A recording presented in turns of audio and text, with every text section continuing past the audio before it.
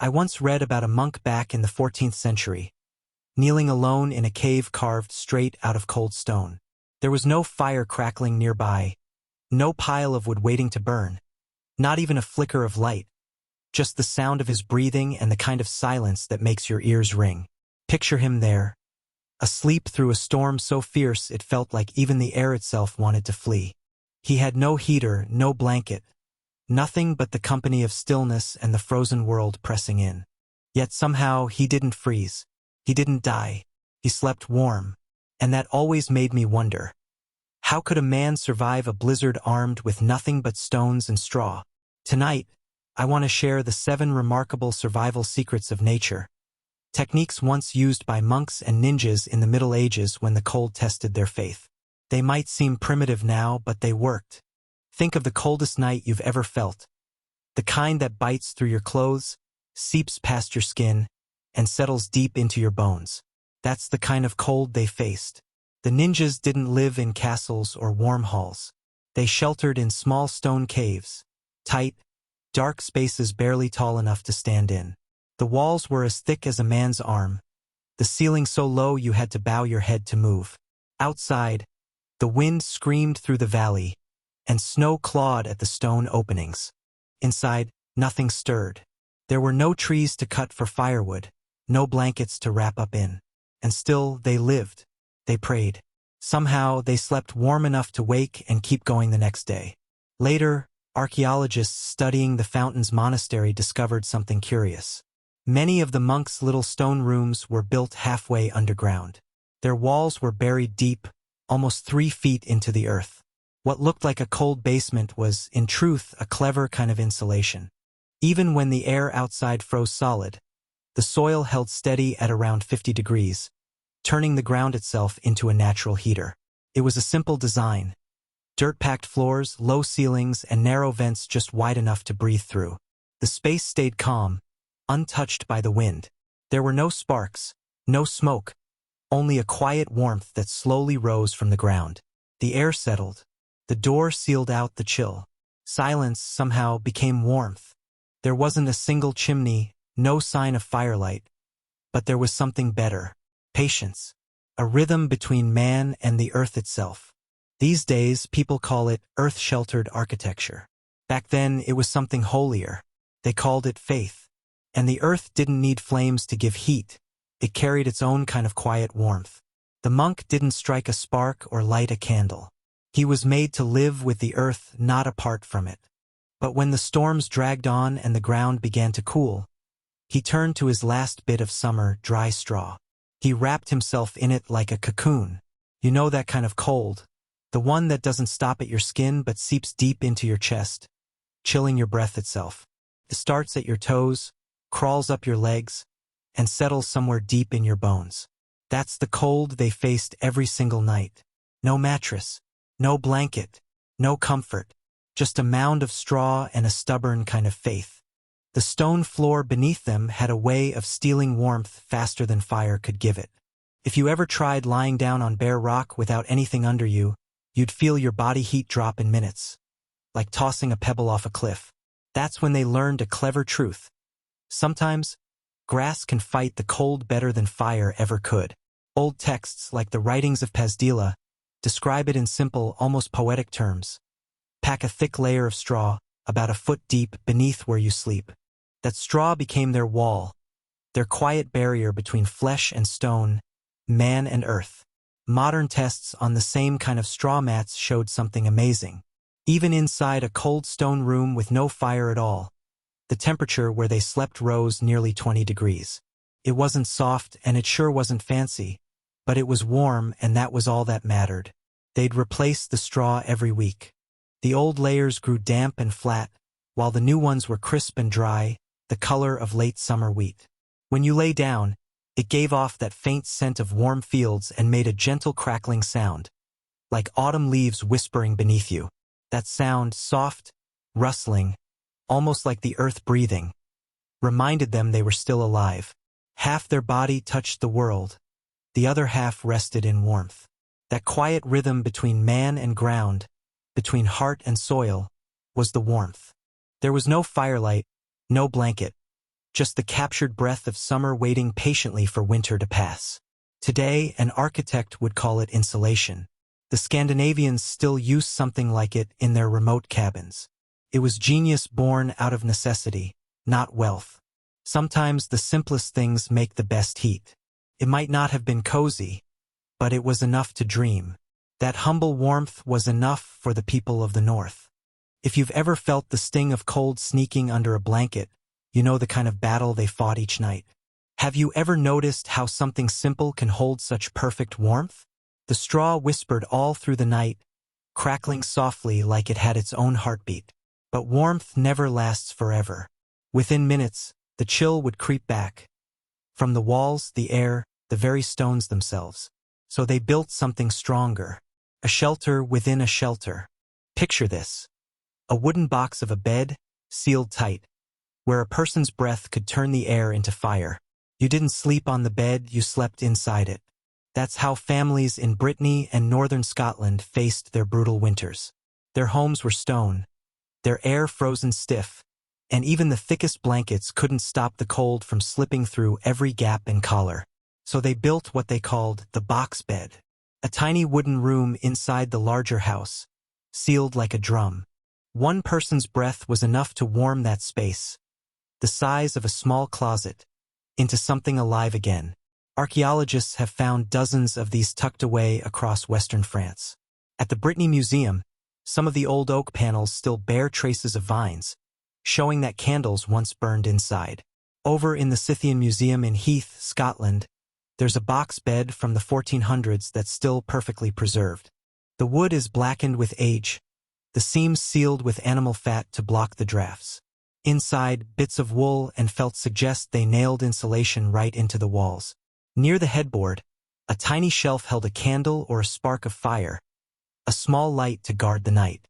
It was a simple, sacred space. When you crawled in and shut the wooden panel, the dark would start to warm from your own breath within minutes. In restoration tests, they found the air inside was 8 to 10 degrees warmer than the rest of the room. By dawn, little droplets of moisture froze on the boards, a quiet, shimmering proof of life. Families shared one bed. The children went in first, then the parents followed, closing the door tight like sealing a pact against the cold. They called it the oven of the poor. It might have looked like a coffin, but it was a cradle for survival. There was no chimney smoke rising into the air, just the quiet heat of people huddled together, held by nothing more than wood, clay, and willpower. Funny enough, the same principle shows up today in things like space stations, sleeping pods, or tiny homes. Ideas rediscovered in modern labs that monks and farmers figured out centuries ago with nothing but patience and prayer. Archaeologists once found something curious on the wall of an old monastery. A dark brown scorch mark reaching shoulder height, as if the stone itself had once caught fire. But there was no fireplace, no stove, not even a chimney above it. Still, that wall had been warm. When they looked closer, they found the secret. The wall wasn't just stone. It was packed thick with clay mixed with straw, about 16 inches deep. That dense layer trapped heat and released it slowly, keeping the air gentle and steady. So how did the monks heat it? The method was simple and brilliant. They'd heat a clay pot outside, bringing it up to around 400 degrees Fahrenheit. Then they'd carry that glowing red pot inside and press it against the wall. The clay drank in the warmth like a sponge, holding it long after the fire died. For hours, that wall would give off a quiet, steady heat, soft, calm, and smokeless. No crackling flames, no smoke rising, just breath, earth, and the human body working in harmony. Even after the fire outside went dark, the room stayed peaceful and warm for a long time. That brown burn mark archaeologists found was a fossil of that warmth, a signature left by centuries of survival. It was, in essence, a heater carved from silence, the ancestor of what we now call the masonry heater, a piece of low-tech genius that modern science later caught up to. Today, we'd call it thermal mass design. Back then, it was simply one man, a pot of fire, and the faith to wait for the earth to answer with warmth. Some archaeologists still argue about it. Was it clever innovation or pure desperation? I don't know, but I like to think it was both. Light, too, was precious in those stone cells. It wasn't just comfort, it was hope. Yet light came at a price. In the 14th century, glass was worth more than gold. The monks still had to read, to pray, to believe. And the wind?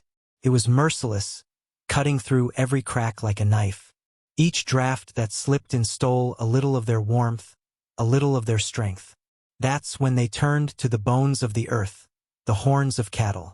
In a place called Burley Hall in New York, archaeologists made a surprising discovery. The old window frames weren't filled with glass at all. Instead, they used thin, polished slices of cow horn. They'd soak the horns in hot water until they softened, then flatten, press, and smooth them into translucent panels strong enough to block the wind, but gentle enough to let the sunlight glow through. When the light hit them, it turned golden, soft and honey-like, casting a warm peace across the room. There was no harsh brightness, no draft, just a quiet golden hush. It wasn't luxurious, but it was beautiful in its necessity. Modern architects would call it primitive insulation. But back then it was a window of faith, an invention meant to let light in without letting life escape. Those horn windows were fragile, thin as a heartbeat. When the temperature dropped below 20 degrees, the only heat left was breath. You could almost hear it, the slow inhale, the mist turning to frost in the air. Every breath became a small battle between life and the cold. The cold didn't just touch you. It tried to take something from you with every exhale. Breathing itself was survival. Every inhale stole warmth from your lungs, and every exhale carried a piece of hope. In an old book from Yorkshire, an abbot once left a short but powerful instruction. Sleep in your own breath. That was his rule for living through the night. They'd wrap their heads in rags, cover their shoulders and mouths with thin blankets, sealing the warm air around their faces. It wasn't much, but the abbot's small cell was found to be 10 degrees warmer than the room beside it. No fire, no wood, just the quiet, stubborn warmth of human breath. It wasn't comfortable, but it kept them alive. The air inside those caves was thick and damp, heavy almost, but that dampness worked in their favor. It held more warmth than dry air ever could. Today, scientists call that microconditioning. Back then, the ninjas called it a prayer of warmth. With every breath they took, the next breath was born. Their bodies became their own furnaces, their souls their own fire. And even now, soldiers stationed in the Arctic still do the same thing. Breathing into their sleeping bags, trapping their own heat against the cloth. The centuries might have changed, but the instinct hasn't. Faith wrapped in fabric. Warmth you can breathe. Some people pray for heat. Others learn how to make it. Which one would you be? Each abbot had his own small room, a place where silence met fire. It was like a humble little workshop, the only spot in the monastery where warmth was allowed to live. The stone walls were tinged faintly red, and the air carried the smell of ash and wool. Dozens of monks would sit shoulder to shoulder around a single flame, reading and praying through the night.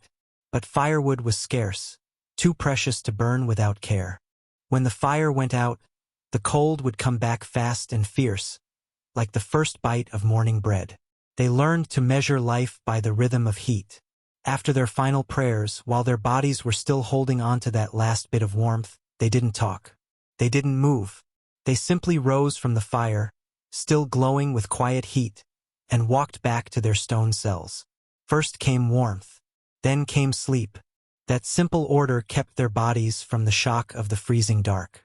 It bought them a couple more hours, just enough to fall into deep rest before the cold crept in again. They didn't waste energy. They used it wisely, like a prayer in motion. Today, scientists call this idea thermal timing, sleeping while your body is still at its warmest. Back then, the monks called it something simpler, a blessing. Because sometimes the warmth that lingers inside you lasts longer than any flame. There's a kind of heat that lives in silence. When the storm finally passes, and the snow softens under the pale blue sun, the valley falls quiet. No bells, no wind. Only the gentle drip of melting ice. Inside the cave, the air settles again. The straw bed stiffens, and the breath of whoever still sleeps rises slow and steady. While the rest of the world chases fire, he chose stillness. While others built flames, he built rhythm. He chose warmth in his hands and silence in his heart. He didn't have a chimney or a stove or a glowing fireplace, but he didn't need them. He didn't demand warmth from the earth. He waited for it, patiently. Every wall, every stone, every humble act of faith was a quiet conversation with the cold, and the earth always answered gently. Because real warmth, true warmth, isn't just fire. It's care. It's presence. It's faith.